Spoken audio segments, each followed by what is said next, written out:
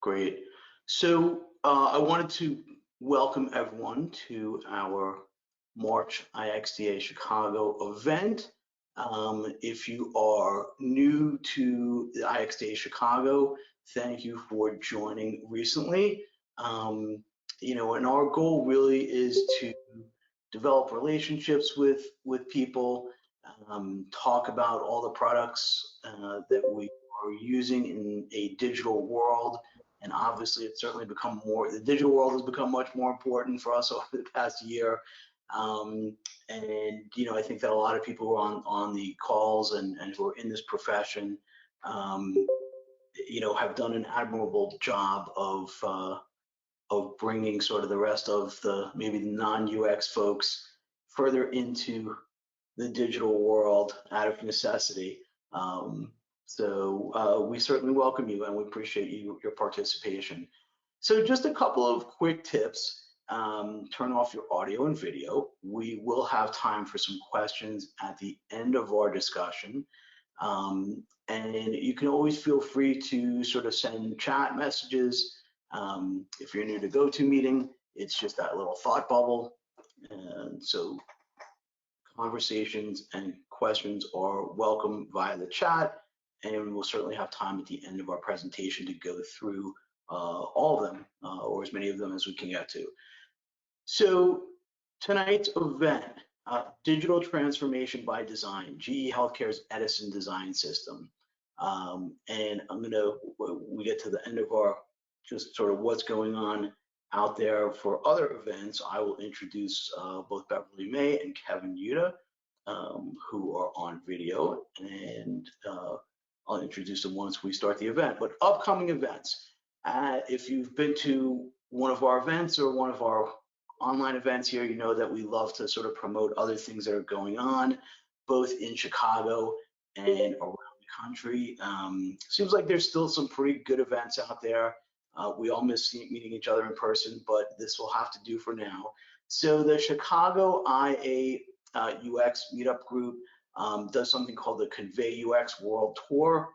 This is coming up, and I think it's like a half day. It's a half-day seminar once a month, and they kind of do it for a 6-month period, and then reboot it and have other events as well. So Thursday, April 1st, 7 a.m. conveyux.com for tickets and more information on this one.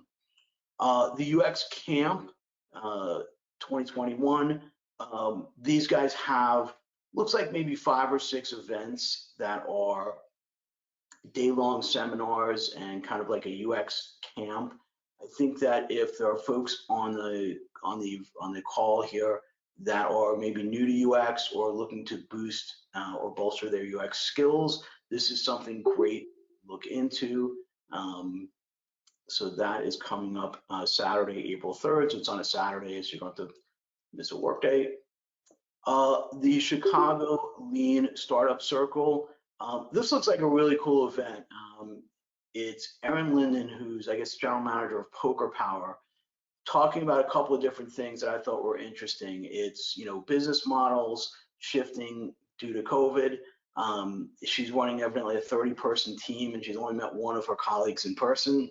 that can be challenging. And then sort of, the category, people playing poker, how are they doing it? And as a woman who's in the lead of the company, what challenges has she come up against?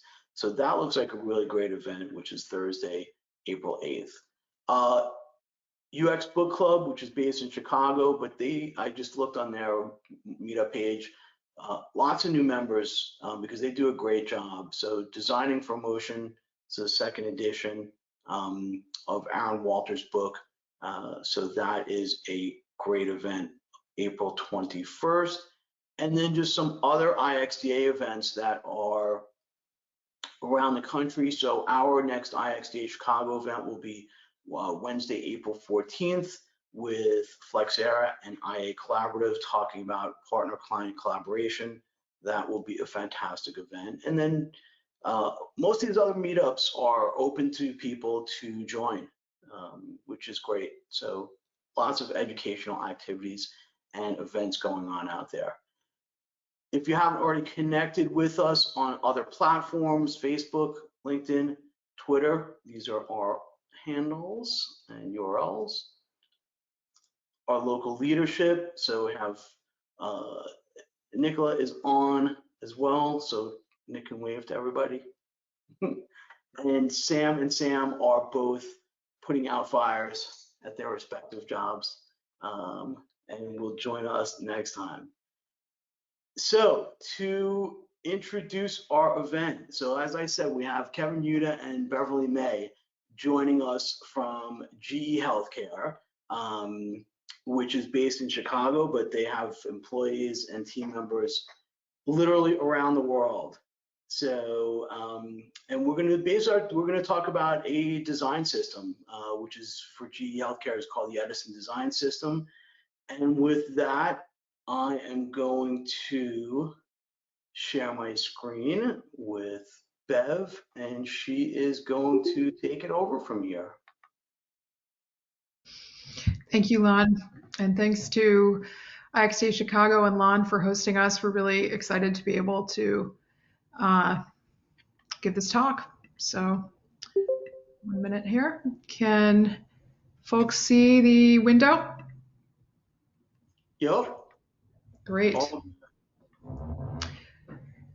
So as Lon said, I'm Beverly. I'm the VP of UX and Design for GE Healthcare, and I have my colleague and creative director for the design system, Kevin Yuda, on the call, who's going to help co-host, and we're going to talk to you about how the design system helps support digital transformation. So I'm actually going to start by just talking about what is digital transformation in the first place and how does design fit in.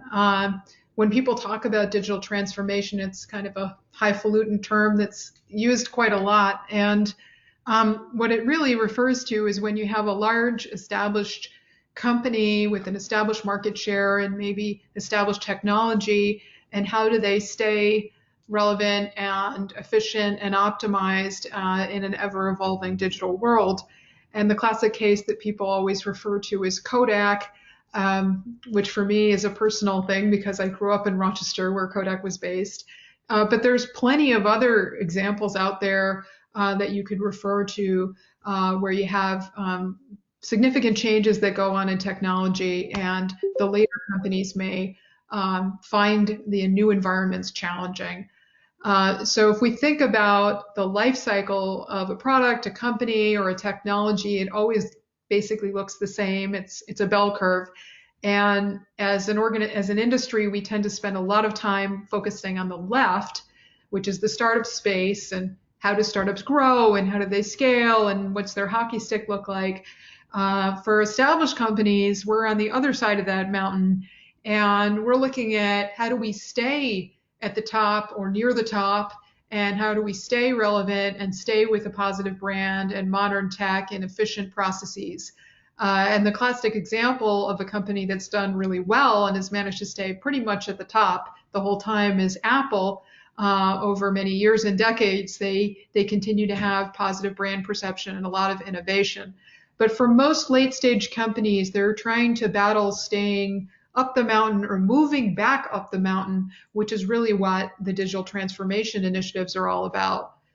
And there's lots of examples out there of where technology shifted really rapidly, like with smartphones, where it just took 2 or 3 or 4 years for the whole ecosystem to completely change. And that's really when often late stage companies with established processes can struggle. And so when I first joined GE, we did an internal survey. And as you can see, we asked internally who people thought were the top most innovative companies. And the top 10 tech companies actually were the ones that people listed. But what was interesting is that the technology wasn't the main reason why people chose those companies. So what people said in terms of what those companies did that made them different was all about the culture and being more design and user-centered and speed to market and innovation and a lot of things that go beyond just tech. Which brings us to some of the challenges of what digital transformation really is all about.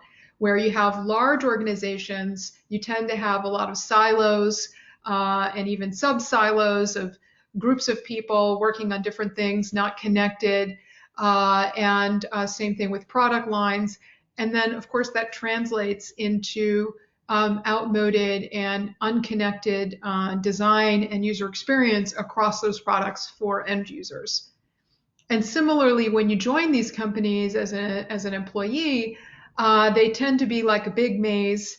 There's lots of people and there's different processes and products and teams, and there tends to be quite a bit of bureaucracy, and there's systems and things you need to do and learn.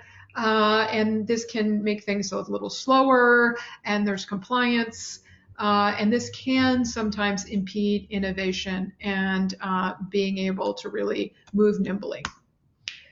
Then there's the challenge that with legacy companies, oftentimes they do not have a great knowledge of user-centered design or design at all, and how design can really benefit them in a modern digital space. And this was definitely the case when I joined GE Healthcare. I knew that there was going to be a little bit of resistance. There's a lot of engineers who aren't familiar with design and our involvement in the process. But I actually was quite shocked by the extent and degree of resistance and even sometimes hostility towards design that I encountered internally. So how do we solve for all this, especially from a design standpoint?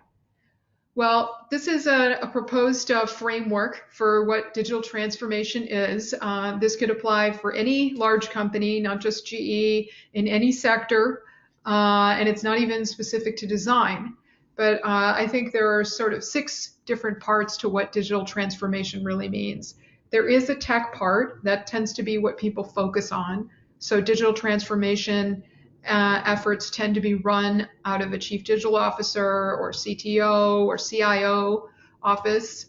But there's also all these other bits, like evolving the organization in terms of skills and people and having the right team with the right focus areas, more efficient processes that incorporate the latest in engineering and design best practices and rapid prototyping, focusing on innovation and really having that be the foundation. And then, of course, is your brand actually reflecting the transformation? And then finally, are you providing scalable systems that are going to really drive this whole flywheel and make it work?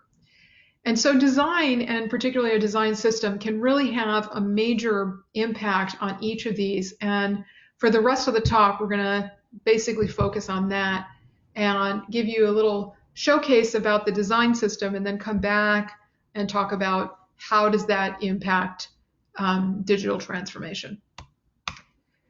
So one thing that was interesting is that Edison Design System was not GE's or GE Healthcare's first rodeo. There had been several other attempts at past design systems that really hadn't worked. Some had been abandoned, some didn't get full adoption. And so the question was, why and how did we do just something different that did work? And when we started the design system, we really focused on 3 key goals. The first was to make a scalable and shared design platform that could work, and really have a strong emphasis on amazing quality and craftsmanship, something that we could be really proud of as designers, and that was research and usability backed. And of course, we wanted it to be adopted widely, if not completely, across all of healthcare. So we needed to overcome that resistance and skepticism that existed. So we started by just first understanding what was there right then. And we did this very large scale audit.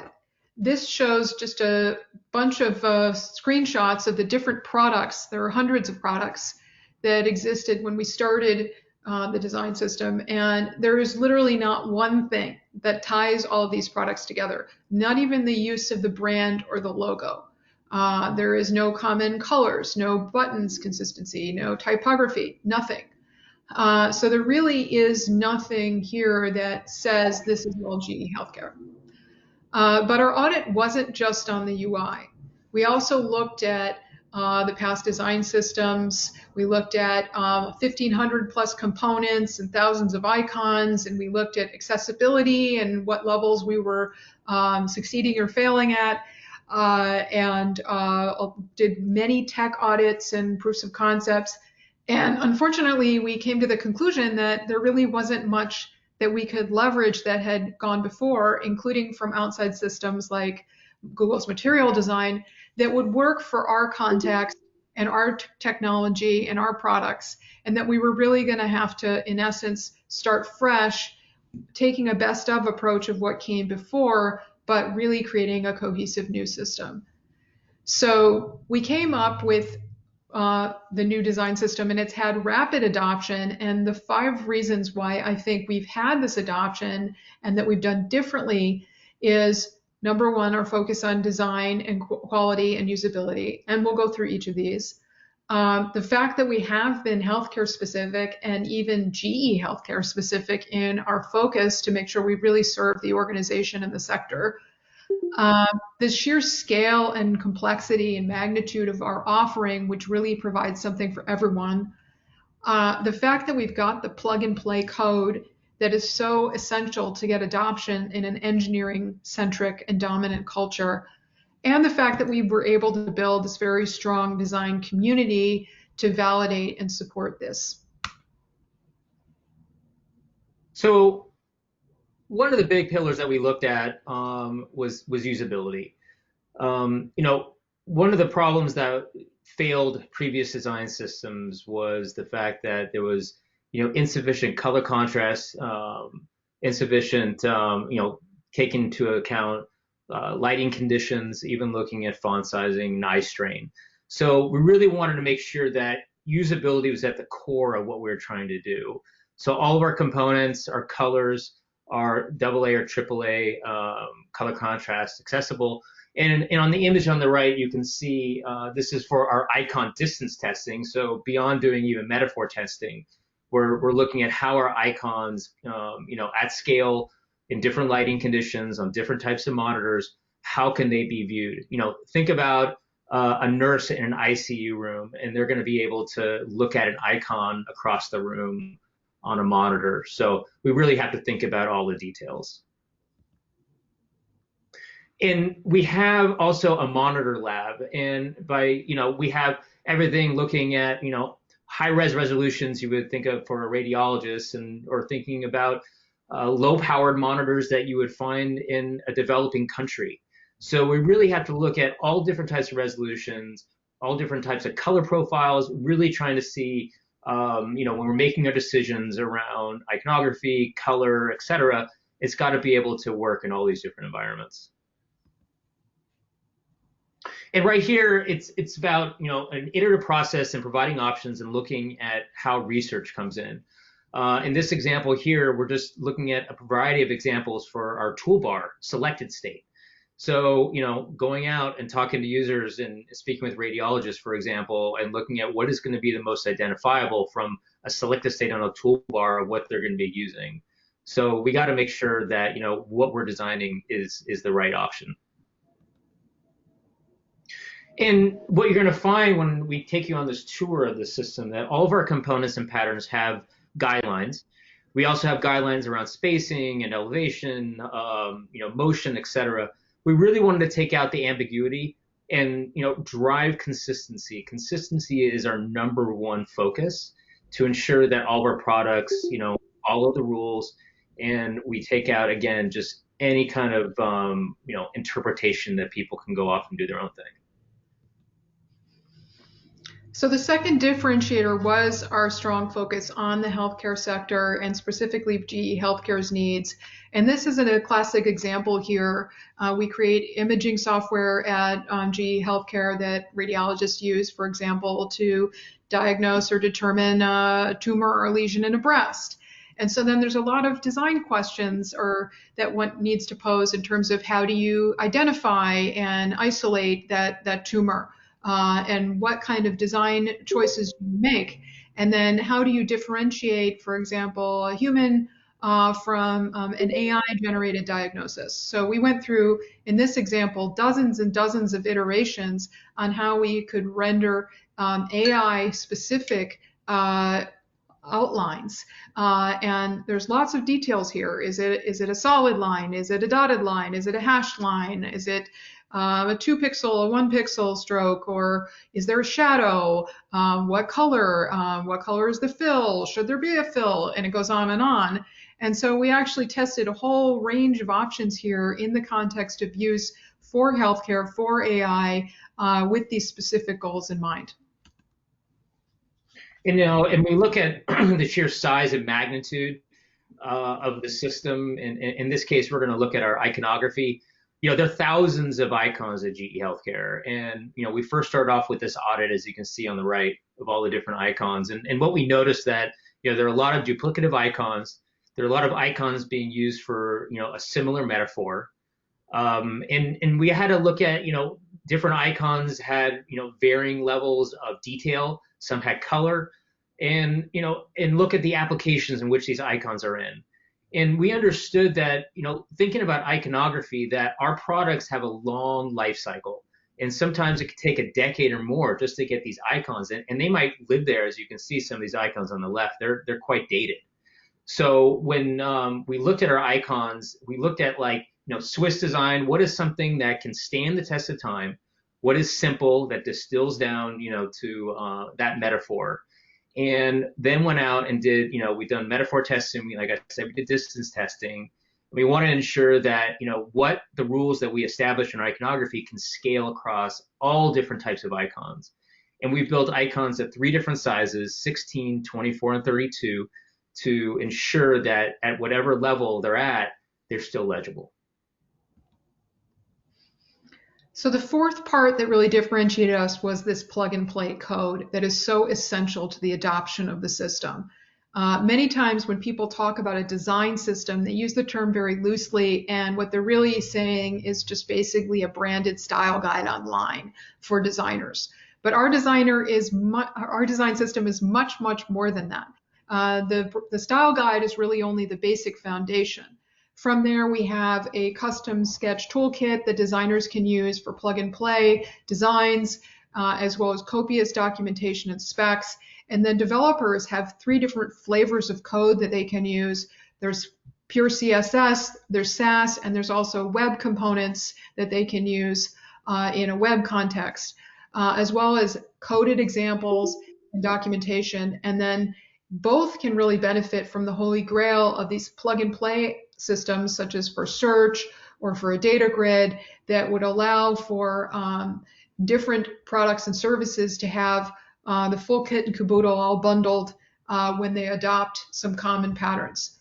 We also offer a lot of support in terms of education and live support for both designers and developers to really help them adopt the system. And really getting that, community, not only validation, but engagement was critical to the success of the system. We really needed to ensure that what we were building, we were involving the community and we were building it right. So, in this, what we're seeing here is the typical life cycle of a pattern or component. And so what we typically would do is we start off with research. We solicit examples from our from the GE Healthcare UX and engineering community. We look at best practices outside. We look at, previous design systems. And then we start doing some wireframing, and in some cases now, since we have the toolkit, we'll start doing some visual designs. And then we've set up a small group of community members globally to then start looking at it as an extension of our UX team to validate, to ensure what we're doing is right. Now, this can be like, sketches. It can come down to, all different levels of fidelity. And then we start getting into this whole user-centered design of an iterative process. So we get the feedback, we iterate on that, we do testing, we go back, and this cycle can go on. And then from there, We then, do our final specs. We provide it to our front-end dev team, and then we work with our dev team on the QA process, eventually, getting it shipped out so it's on the website and be able to be consumed by both the UX and the engineering teams. So I'm sure you're curious to see the design system now that we've been talking about it. And what we're going to do is we're first going to play a 3-minute overview video. The video was actually created for one of the awards that we won this year. We've won 4 Global Design Awards, Red Dot, 2 Design Management Institutes, and a Fast Company Award. And that's why we've got such widespread adoption with over 70 products and services across GE Healthcare and even across GE using the service. So I'll play this video. Introducing GE Healthcare's Edison Design System. The Edison Design System is a library of validated design, code, and standards for creating consistent, modern, and intuitive health software. GE Healthcare is known for its medical products, ultrasound, CTs, MRIs, anesthesia, and monitoring devices. Today, healthcare is increasingly focused on intelligent software. With a century of history and hundreds of products sold in over 100 countries, GE product software UIs did not look or function the same. Edison Design System launched in 2020. It's supported by a community of GE designers and partners seeking to evolve healthcare. Our breadth, depth, and scale are much greater than similar systems. We support workstation software, hardware UIs of all sizes, and cloud and mobile apps. Used in rooms with varied lighting and displays, emergency, operating, radiology, offices, and intensive care. Here's the site at edisondesignsystem.com. The site was designed for designers and developers as one unified experience based on learnings from past systems. Designers can download our robust Sketch Toolkit. Developers get plug-and-play code, training, and demos, and the site itself uses the code as a living demo. The system has dark and light themes. Dark was designed for maximum usability for radiology and healthcare users based on their typical room lighting. This custom palette extends off of GE Healthcare's brand colors and was designed specifically for the unique constraints of healthcare applications and validated with usability and accessibility testing. We consolidated and standardized thousands of icons. Here's a sampling of our new Svg Icon Library. We evaluate and test each icon for style, legibility, and metaphor. Most are health-specific. In contrast, here are some older icons, many were duplicative. Patient Banner is a healthcare-specific component that solved a key consistency challenge for users. We standardize its content and design for cross-healthcare use. Step-by-Step Wizard ensures intuitive and consistent workflow processes for specialist applications in cardiology, neurology, and more. Toolbar provides a universal toolset for manipulating images. Before, each application handled tools differently. We also provide downloadable guidelines, such as for AI and diagnostic viewers. Finally, we showcase real product examples. In creating EDS, we focused on design craftsmanship. This system is for healthcare applications to help save lives, so we needed to get the details right. Every component has design redlines and usage guidelines, and the library works as an elegant, holistic system. Every detail is validated by user insights. We focus on intuitiveness, usability, double and AAA accessibility, and legibility. Edison Design System has already had a major impact with validated designs, standards, code, and community, all in service of improving global healthcare.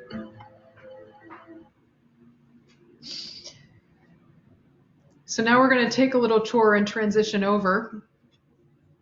All right, so, as I take you through this kind of little journey of the system, I wanted to highlight just a number of things on here, and kind of back up some of the things that was going on in the video. The site is as both light and dark themes, again for looking at the context of use, and it's both for designers and developers. And I want to focus here on color, and most notably the AI color palette. And AI is not something unique for other products, but we are looking at from a healthcare perspective, how do we want to differentiate color? We want color to be very specific. and we want it to be unique. And purple is not a unique color, or is a unique color, I should say, in healthcare. Our colors are predominantly primary colors and statuses and whatnot. So we looked at purple through user testing, through validation, and we came up with this palette of these 3 colors right now. And then, we also really identify the way that color is used. Now, we have 16 or so grays, we have a number of blues, but they're all used very specifically. And we wanted to be as clear about when, you're using a particular component, how is it gonna, have particular contrast against background. Using a primary, blue color against a certain value might not look right, where you might have to go down in a different direction. So we really wanted to be as clear as possible when it comes to color usage and drive consistency. Spacing, for example, is another big part of the system. We're on a 4-pixel grid. All of our components are built at 4 pixels, and all of our components, in fact, are built for the responsive web. So, getting it, on grid and establishing that grid was certainly key. And, getting down into the details as I, quickly scroll down here, about how, like, even our buttons, how would they be related to one another within a modal, for example? Or, we start looking at some of our menus and our data grids and whatnot. How is everything supposed to be related as people build out their UIs? We really, again, wanted to just take that ambiguity out. Elevation or drop shadow, looking at the Z-axis, that's something big for us when we look at hierarchy. How do we look at our dialogues? In this case, our system notification as being our highest level, and then going all the way down to our canvas. And then kind of continuing on to expand on our AI. This is a section that's continuing to expand.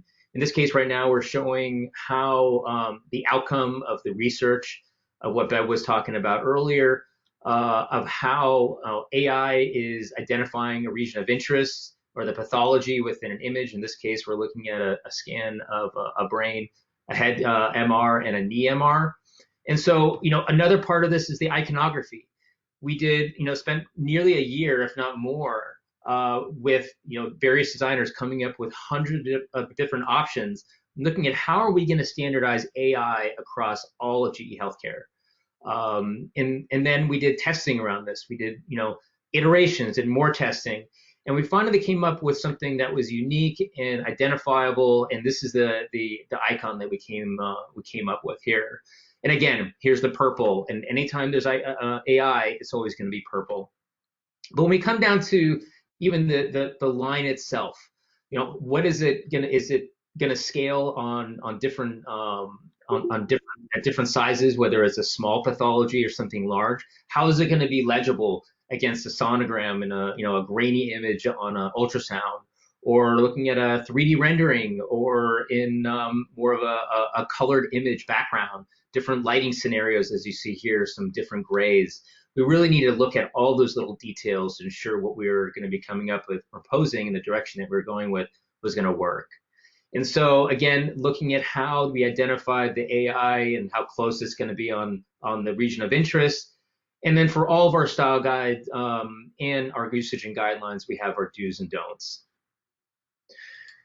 Now, navigation, and most notably our masthead, was really an important part of driving that consistency at GE Healthcare. We wanted it above anything else to look at how the masthead can be that one consistent element that can be used throughout all products. So again, we worked with the community looking at all different types of scenarios of how the masthead could come into play. So in this case, we're looking at our specs. We have specs for tablet and for mobile, how it responds. We also have our usage and guidelines, and with navigation, it's a pattern within the masthead.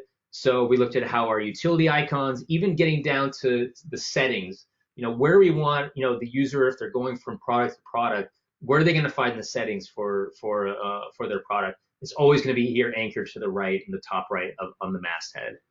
We also have, this is where the component code is. And as I expand out here, the code section, the plug and play aspect, you see here, this is an area where you can see the interactions and how the code is, how the component is supposed to be used. Here's how the things are shifting here in the code, and then you can see how the different how things are the interactions are. And here we have the CSS.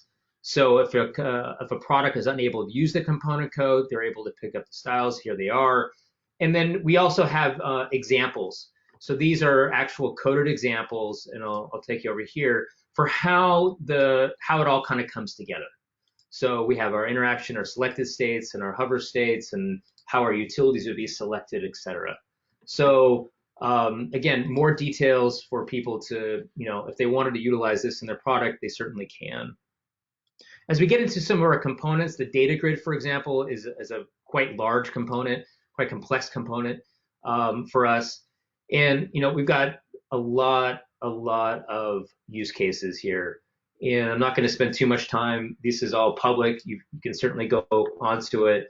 But we have, again, looking at our anatomy, how we break down all the different aspects. Again, it's a pattern, looking at our pagination, looking at the way that our search is always anchored to the right, our utility icons, looking at our different states, really kind of getting in there about how we want to display our selected states, etc. Another part of the site is our patterns. So we wanted to ensure that a lot of different products are going to be needing to have, for example, user management or terms and conditions. So we came up with, we started building out these different patterns for how you can start to use this user management for your product. In this case, we're looking at how to use it, different examples of when you can use it, how the different patterns work, how you would manage users. We have organizational management, etc. So we have all these different types of guidelines for how we want to have products. If you're going from one product to another, we have that consistency across of how you're solving these different types of problems. And as I go down here, we have our showcase section. This is for our development team, and as I showed you before, for our masthead, we have our coded examples. So we have these across a number of our different products, and then we have our design examples of products that are starting to utilize and incorporate the design system in their products. Now I'm going to take you on, kind of show you a variety of more products that are using the design system, that are showing how they're really driving that consistency, and how the before and after of how the looking at previous screens and the disjointedness of the screens, and then looking at how the design system really brings it all together. So as we look at the examples on the left here, we have the before and then after utilizing the system. Now on the left, as you can see here, we have inconsistencies around our masthead, our color. There's no, there's instances of color palette, even our buttons, the colors, the shadings, the navigation, everything is really kind of disjointed, as you're going to see as I take you out through these different screens. And now as you look on the right, even though they're all different products, they start to look like a family. We look at like how our data grid and our lists are looking. How is our action buttons and our hierarchy? How's our navigation or iconography going to be used? And color. We really wanted to ensure that it no matter what, it looks like it's a GE Healthcare product. As we go to the next screen here, we look at a touch UI, for example, and utilizing again our color palette and our iconography. And we look at our lists, another example of a data grid, and navigation and tabs and our settings and whatnot. Now I know these are small and they're difficult to see, but it's really, if you kind of look at it, taking a step back and looking at how the consistency will kind of drives it all together and brings it all together. And if we go to the next screen, we're going to look at again. Very much legacy product UIs on the left, and then how we look at cards, we look at dashboards, and then even on the bottom, as we start to look at commerce and gehealthcare.com, how does it, on a commerce perspective, then tie in with all of our enterprise software from navigation, button styling, iconography, etc. Now this we're looking here. where our next generation is going with some of our imaging viewers. On the left is our legacy, looking at our toolbars, showcasing how we can get consistency across the selected state of our tools, how we can get into consistency of iconography and navigation. This is actually live. This is at apps.gehealthcare.com. This is our software marketplace. On the left, you can see a very dated layout of how we're showcasing commerce. And then you look on the right. I mean, we're looking at, again, consistency of navigation, looking at how our search is being treated, our pagination, the cards, the buttons, a hierarchy of information, really just trying to not only drive consistency, but bringing it into having a much more modern feel. And this is a product details page, looking at bringing a lot more photography, a lot more information to the user, a lot more accessible, and a lot more it's much more identifiable and understandable. And now, from a consistency perspective, how are our login screens and sign-in screens going to be? We have a variety of them. This is an example that we have on the left. And then you look on the right, another how we're trying to, want to have all of our products have a consistent, sign-in screen. And then on the bottom, we have a legacy, data list on the left, and getting more into the consistent list on the right.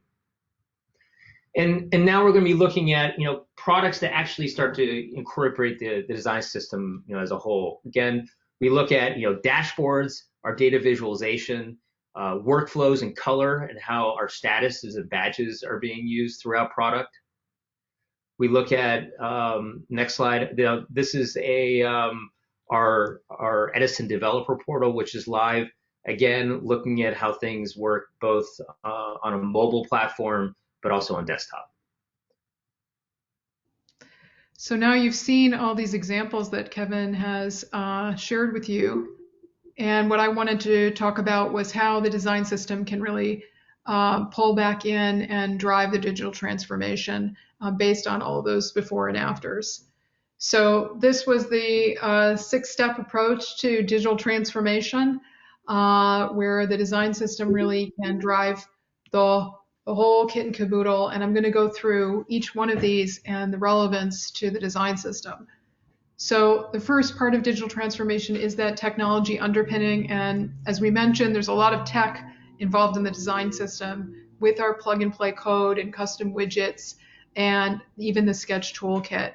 And we have a lot of code and a lot of variants of code and flavors of code and examples of code and demos of code. And it's really a software product.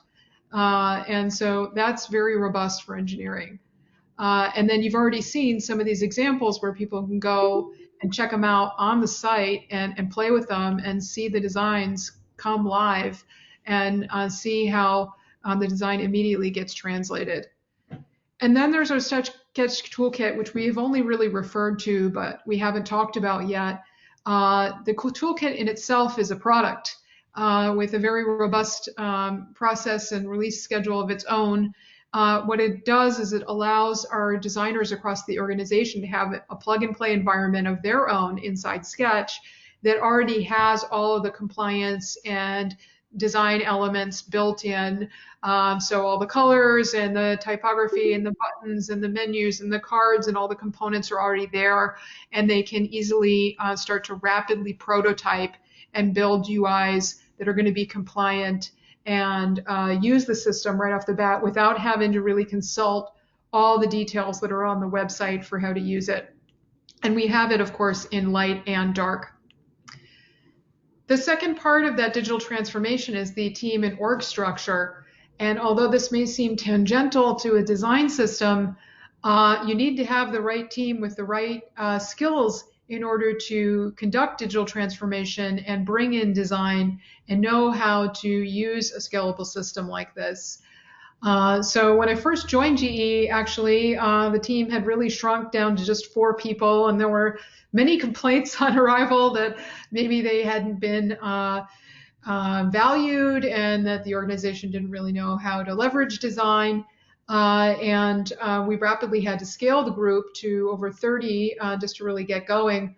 And now, 3.5 years later, this is basically where we're at right now. So we have about half of the digital team, or 40%, that's supporting the platform part of this, which does include the design system. So that's visual designers and UI engineers and researchers. And then we have UX designers that are globally distributed that work on all of our software products in digital and then also beyond in other parts of the company, including that big long list there on the lower right of all the kinds of products and services that we work on in digital. So the platform, including the design system, has to support all these products, but also support multiple teams and locations. And for some of you, you may know that an optimal design org has roughly a 1 to 10 design to engineering ratio. We actually have a 1 to 50. So we're under-resourced in design, which means our designers really need to be very nimble and fast and very effective and efficient. And the design system is what really helps them to do that in a meaningful way. If we look at the org model, just from a line reporting standpoint, the dark parts are the digital part that I lead, but there is this larger group of designers across healthcare that we also work closely with. And the design system is really the linchpin and foundation for all of that collaboration, because it isn't just being used in digital, it's being used across the org by all the other teams and businesses, and it's even being used across GE now in an unexpected twist. And the baseline of that is all about the community and the buy-in and the engagement and collaboration in building the system to make sure it supports everybody's needs. In terms of products and processes, when you're working on digital products, you want to have the right folks doing the right, more modern approaches to design and development, and that they're efficient and effective. And so when I first joined, I brought in my usual toolkit of UX methods, whether it is IDEO's design thinking or Bill Buxton's Double Diamond or the Google Design Sprints. We brought it all and we did it all to try and really kickstart design and UX within the organization.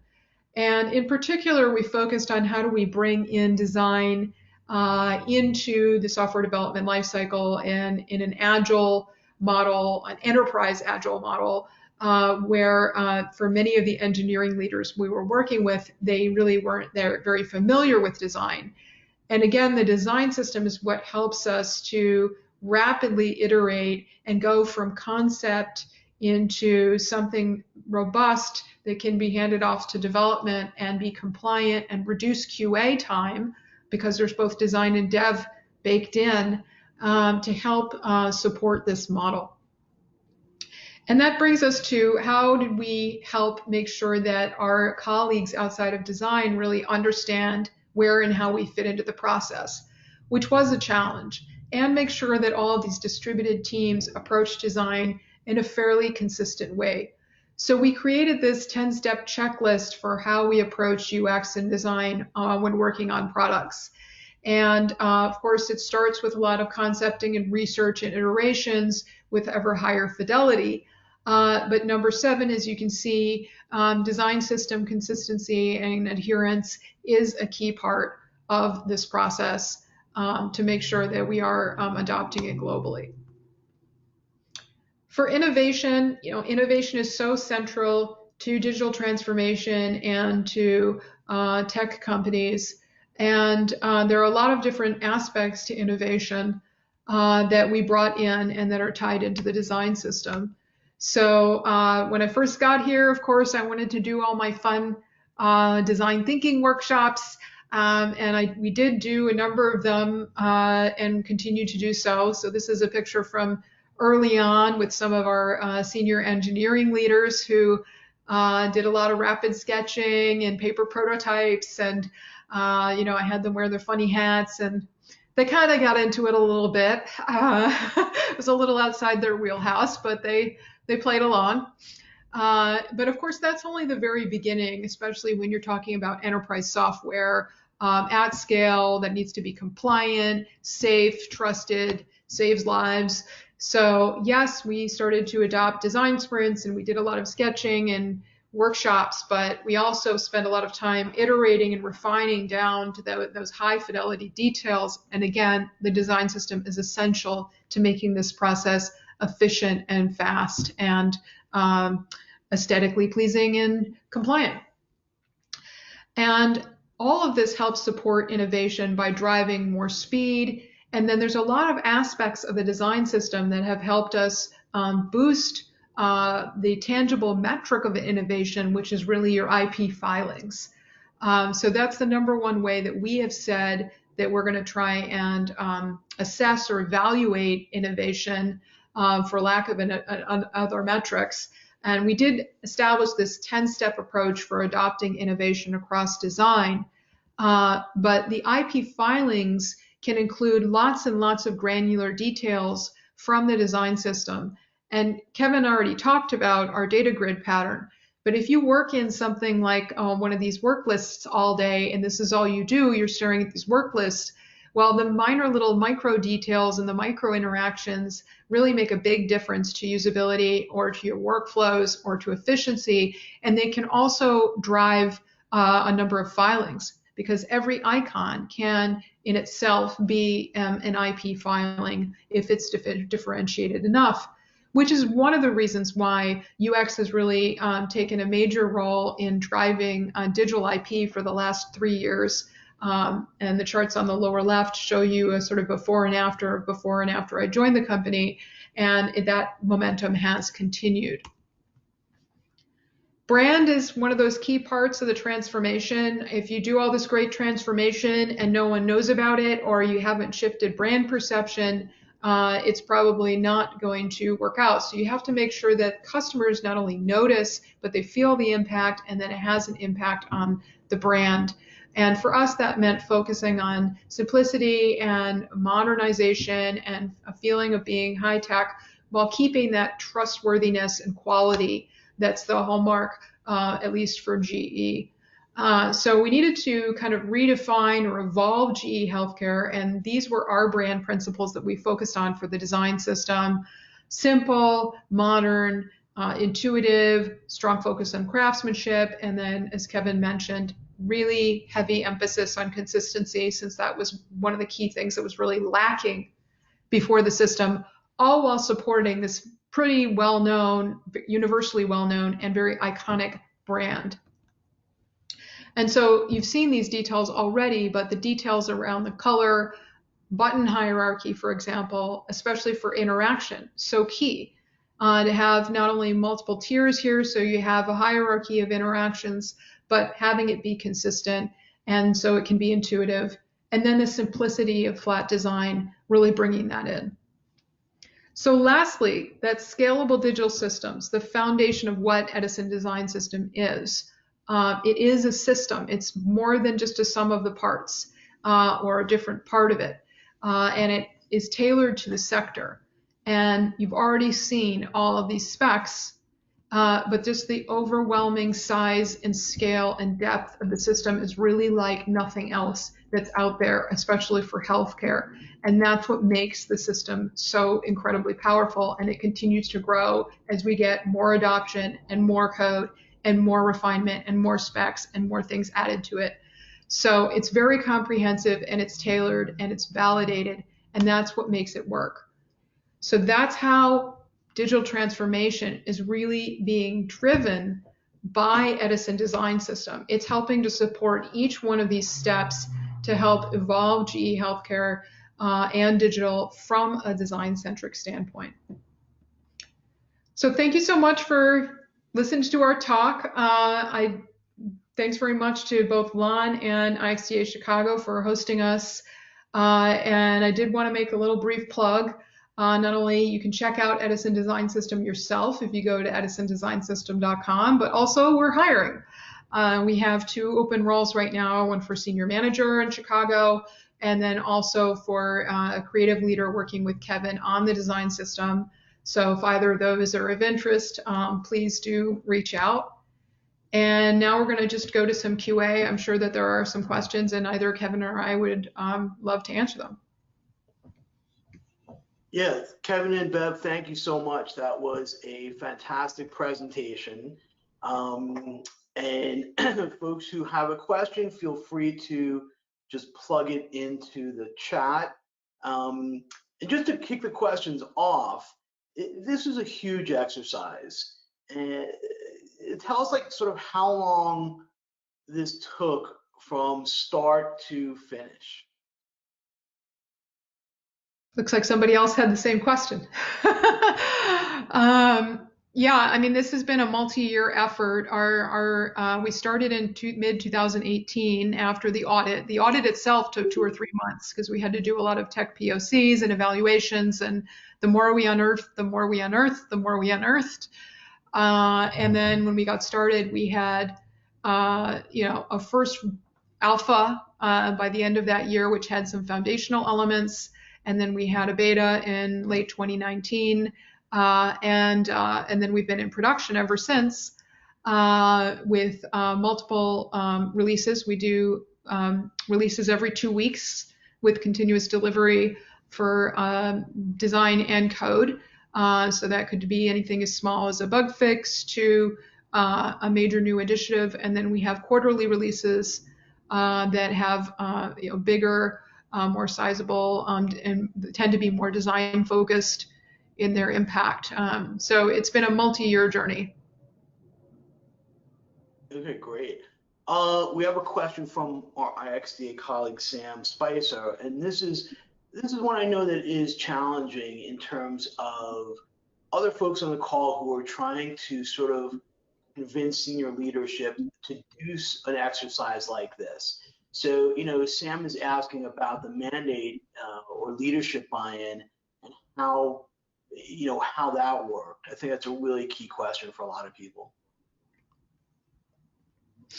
I'll take that one too. So that has all been a ongoing challenge, like a rock rolling down the hill, right? In the beginning, you get a lot of resistance, and as we talked to, there was a lot of resistance initially for probably the first 1 to 2 years because of past systems hadn't been continued to be supported, so people had kind of gotten burned on past initiatives.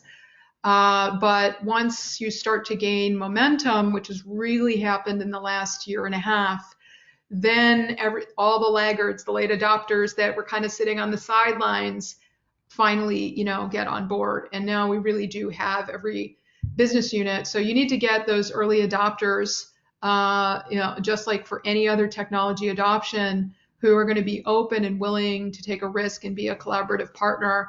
And we did have my boss, the executive leader for digital, Fadness, has been a champion of the system from that point of view and has helped to drive adoption within digital, which has then seeded it within the organization into other parts of the group.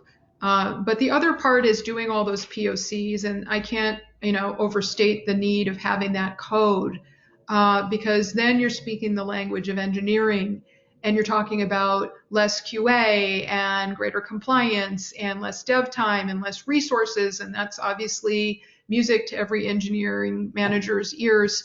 So, they might not care about design, but they do care about that stuff. And so that has been a big part of the reasons why we've started to see a change. We have Prasad Aluru, who's our director of UI engineering, and he did a fantastic job choosing the right technology architecture and scalable approach that could support more widespread adoption. And that was one of the things that, candidly, prior systems didn't get quite right. Yeah, I also want to add in here is the collaboration that we have with, the various UX team members. So, for example, a product team is hesitant about making kind of changes. We work directly with these, product teams to envision what would it be like to address, what would the design system look like in their product, and we'll do user testing as well to validate to see, hey, how does your, how are you able to do different tasks in your product with your current UI compared to using the design system, or where are the inconsistencies, and we work with them. So in a lot of cases, it's both an engineering and a UX approach to show the importance of switching over to the design system. Last point on this, well, we could go on and on, but I'm going to mention also that we've started to do before and after usability testing. Now that we have some products, for example, we had a couple products that were, I don't want to say skeptics, but there were some parts of that organization that may have questioned the level of investment. And so we've been doing some independent usability testing on, here's the existing, here's the new and improved with Edison Design System, and we might do just 2 or 3 screens, and then we evaluate through SUS scores, system usability scores, on ability to complete the task, recognition, all those sort of classic usability metrics, as well as just general preference. Which do you like more? Why?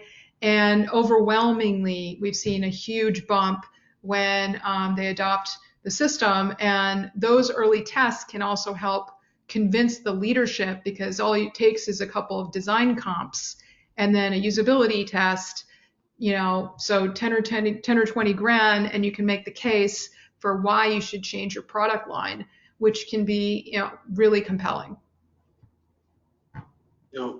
Excellent points.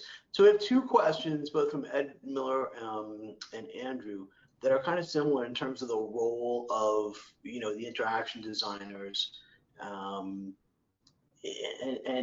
how they adapted to the design system and help contribute to it. Yeah. Oh, do you want to go ahead, Bev? You want to take that first? Go for it. Yeah, I mean, I'll say that we really needed to look at how the UX designers were going to be utilizing this system without the support of visual design.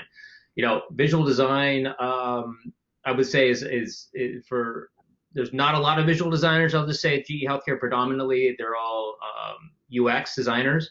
So, providing that guidance and clarity, I think the kit is actually, the sketch kit is a huge tool for designers, where they're able to, prototype themselves. They have all the guidance, everything's on the site, everything's very visual, so they can go in and not have to read a lot of text. But also, as part of that, we have a lot of design reviews, so we have compliancy meetings as well to ensure that there is that consistency. So we work with various product teams and have reviews with different UX designers at various levels of where they're at in the iterative process. Yeah, and the other thing I think a couple folks were asking is how, thank you, Andrew, for your question around how do designers, how's the role change? And it does change the role of UX designers, and there are sort of 2 camps there. There's the camp of designers that are just thrilled to have this system, because then they can really focus on user-centered design and solving the problems of users for their particular product. And a lot of the sort of details and grunt work has kind of been taken care of for them, and they can rapidly prototype and really focus on solutioning, in the context of use for their product. There is another camp of folks who find using any system, you could give them 128 colors in their crayon box, and they want that 129th color that wasn't included in the crayon box. And so there are folks who, maybe they find that there are some constraints, but the overall benefit of having a system, especially at this scope and where you can really do pretty much anything with it, that kind of resistance has really fallen away, and people start to see the benefit. And so we do provide training, and we provide onboarding. We do actually, bi-weekly trainings on the design system. We have recorded trainings. We even offered 3 tiers of classes as new people join. This is part of how they onboard. They have to learn how to use the system to make sure that they can be effective. So it has changed things. And I do want to address, there was one other part of that question, was the onboarding aspect. And I think that is also very important, because there's a lot of information on that website. It's actually quite daunting, and I think it's a little bit overwhelming. So we always have a one-on-ones or group discussions for all new employees that come on. But we also do training with Sketch. We got everybody at the company max, so people have to use Sketch. We're unfortunately able to use any other platform. So we went with this using Sketch. So we teach people how to use symbols, how to utilize it. Don't break symbols, for example. So it ensures it matches the code. So we also have various other processes. If somebody's going to be actually joining the design system, we have lots of documentation and whatnot to help people get ramped up. Excellent. So we have a question in terms of, and we talked a little bit about this, was what were some of the most difficult challenges in terms of driving adoption among designers, developers, and other folks. And I'll sort of add to that is how easy or difficult has it been to, let's say, get product managers and engineers involved in, let's say, usability testing, so they can see for themselves, the reactions to designs. Well, I mean, in general, I'm a believer in show, don't tell. If you wait for permission, you'll be waiting forever and it'll never come. So sometimes we've done some preemptive comps, and then you're dangling this wonderful carrot in front of somebody of like, here's what you could get if you adopted EDS. Otherwise, it's just an abstract argument, which you're never going to win because they're not going to understand the benefit because they're not going to see it. And for them, it'll just be this huge cost and undertaking that'll just be about, fonts and icons in their mind. So it'll make it be very hard to have them understand that it'll optimize radiologist workflows and it'll improve efficiency and it'll help drive sales until they see it. And you get those usability tests that show a jump. And when you start to get that kind of feedback, even if it's just from a comp, that's when you're going to start to see a change and an ability to prioritize this over other competing initiatives. And usually it is tied into a larger enterprise technology shift, maybe from a legacy platform to a modern platform or something like that. We have a lot of legacy code that's 30 plus years old, and they just can't use the plug and play parts of the system, but they want to get to a responsive modern tech stack. And then when they make that kind of investment, it's easy to adopt EDS at the same time. So that's part of the ways that we try and approach that. Great. Jacques had a question about some of the efforts that you've undertaken to sort of evangelize and use this platform. Have there been any surprises in terms of resistance that you've encountered, and then how did you overcome those? Well, we kind of have a joke because I think both Kevin and I have been in pretty much every meeting. We get the same exact points of resistance. It is so predictable what people are going to say. They're going to first complain about the legacy systems and how they didn't work or they got burned. Then they're going to talk about, how do they prioritize this with a limited roadmap and engineering capability. And then they're going to try and punt and say, we're not ready for a tech transformation, so why should we do this now? And so I was actually just surprised personally at how widespread the resistance was going to be and how hard it was going to be. But what's beautiful is that the last year it's kind of turned the other direction, and we don't really get that anymore. In fact, it's pretty rare that we're going to get pretty significant resistance, and it tends to be just these isolated pockets with really, really specific and granular complaints that we are able to address. Kevin, I'm sure you want to add to that. Yeah, I mean, I guess a lot of it is isolated to different particular groups and particular users and whatnot. But as Ben was alluding earlier, we've got this momentum going on right now with product teams and adoption. And as they see like, oh, this group is doing over here and this group's doing over here, they're realizing the importance. They want to get onto it as well. It's also, just education and working with them, on both the engineering side and how they're going to be able to, the strategy by which they can utilize the system. So there's a lot of different aspects to it. Yeah, just to follow up on that, I think that it always is surprising as a usability researcher, that you do get the resistance because you think sort of everyone wants to move forward and do the next, the next best thing and the next, latest and greatest, but it's not the case a lot of times. I wonder if you guys are advocates of kind of getting the small win and then building on that. Because I think there's probably a lot of folks on the call who may be in a smaller company. What are your thoughts about that sort of step process of getting that small win and then moving forward? Yeah, we track adoption based on these what we call levels. So we have 3 levels of adoption, and with the point being that anyone can adopt EDS to some degree. They may not be able to adopt all the plug and play code because of their tech stack, or they don't have the money or the capability to just throw out the baby with the bathwater.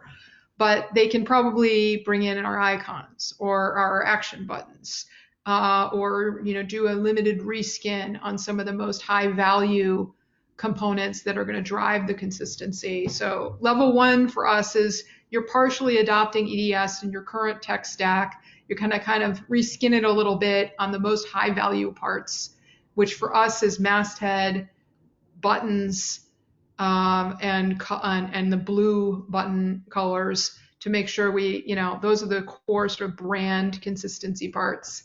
But then it goes up to level 3, which is, full kit and caboodle. You're using our plug and play components, etc. Great. Yeah, and I want to just add to that too, is that the little wins are what's gotten us to where we are now. I mean, we when we first started the system, yeah, we had some early adopters. We were able to work with specific teams.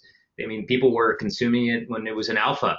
So, working with these kind of early adopters to, working on the kinks, so to speak, and then, getting those little wins, which again, you have to have patience because, we move quite slowly, as eventually now we see the momentum coming along after being in a year in production. Oh, great. We had a question about, did you consider adding a data visualization section, or are the visual guidelines kind of baked into other individual sections? You want to take that, Kevin? Yeah, that's so funny. Yeah, I mean, data visualization is huge, and we're actually in the process right now. We've been doing a lot of testing around our color palette, and so we're looking at how our colors work in both, on a lighter background or a darker background, or what if you can't have a theme switch, you can have one color. Or one palette. So we're looking at all the different aspects of a palette throughout a data visualization. We have a pattern right now for data visualization, but it's very much high level. But this is quite complex, and from a technology and from an engineering perspective, we went down the path of where we're going to be able to provide UX guidance and not necessarily come with coded components, as this would just be, just massive. So data visualization is a very important part, and that's something that we're actually currently working on. And yes, to other parts of the site and getting more specific in certain areas, absolutely. I mean, we're growing out patterns. Think about your user settings and system preferences, for example. That's one area that we're going to be working on, so we have consistency there. So we're continuing to build out the system. It's organic, and it's growing literally quarter by quarter. Yeah, and just to add one more thing to that, the problem with data viz is, as Kevin, alluded to, if you go down the code approach, that you need to make sure that all of the systems that consume it are going to be aligned to that particular viz library or platform. And in GE Healthcare, we use pretty much every last BI platform that exists. We have Sisense, we have Power BI, we have Tableau, we have Amazon's, we have custom native stuff in D3 and other JavaScript libraries. And there's no way we're going to be able to support all of that, nor do we drive those decisions, because those are made by the products and some of them are embedded. So That's why we chose to go the route, at least for data viz, of really staying on the design standards and guidelines side, as opposed to providing a code library. And in the spirit of also learning from the past, if we looked at Predix's design system, which was GE's enterprise system that existed before we came along, they invested a huge amount of time and effort in making a coded viz library. And the amount of effort versus the benefit, I don't think really justified that part of the library. We have only about half dozen developers and they're like gold. And so we have to really protect what they work on and make sure they're working on the most high value parts of the system. Great. Question from Sarah asking about thoughts on the organization and the level of size or maturity to be able to successfully move into something like this. You know, we've all been at different companies, and, you know, we've been around a long enough time to have been in a lot of different situations. You know, what are your thoughts on that? How do you, you know, is there a level of maturity or a size of company that is ideal for something like this, or does this work, you know, on a limited way as just a really beefed up style guide at smaller companies? Well, I will say when we started this and we did the audit, you know, we really wanted to use somebody else's system, right? We didn't want to have to do all this work and take on this multi-year effort. And people kept saying, you know, why don't you just use material design or, you know, IBM's Carbon or Predix and or one of our previous systems and evolve them. And the only reason we really went this route was because those systems just couldn't work for our context of use for all the embedded medical devices that we support, you know, ventilators and patient monitors and interventional surgery and you name it.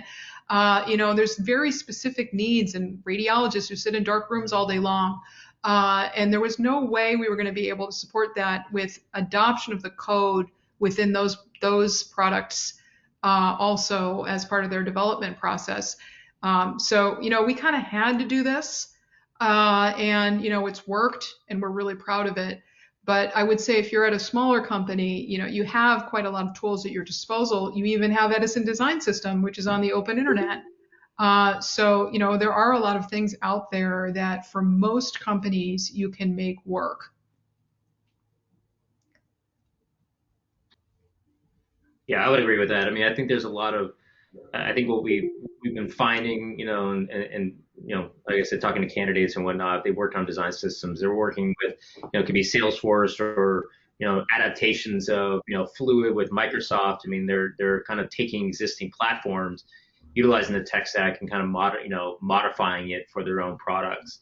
You know, like Bev said, we went down a whole different path of building something from the ground up.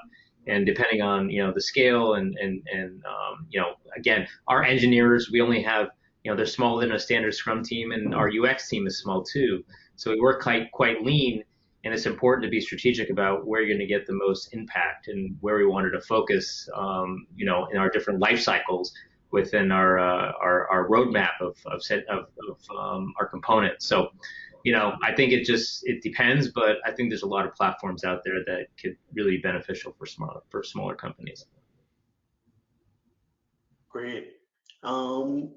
I think we covered all the questions that folks had in the chat. And again, I'll make the pitch for anyone out there or anyone who knows a friend that is a high quality person and wants to join the GE Healthcare team. I can vouch for the fact that it's a great team to work with, lots of smart people who are really thinking in innovative ways. So if you are out there looking, certainly get in touch with Bev and or Kevin and or me to ask about any background. Any other questions, thoughts, suggestions, ideas?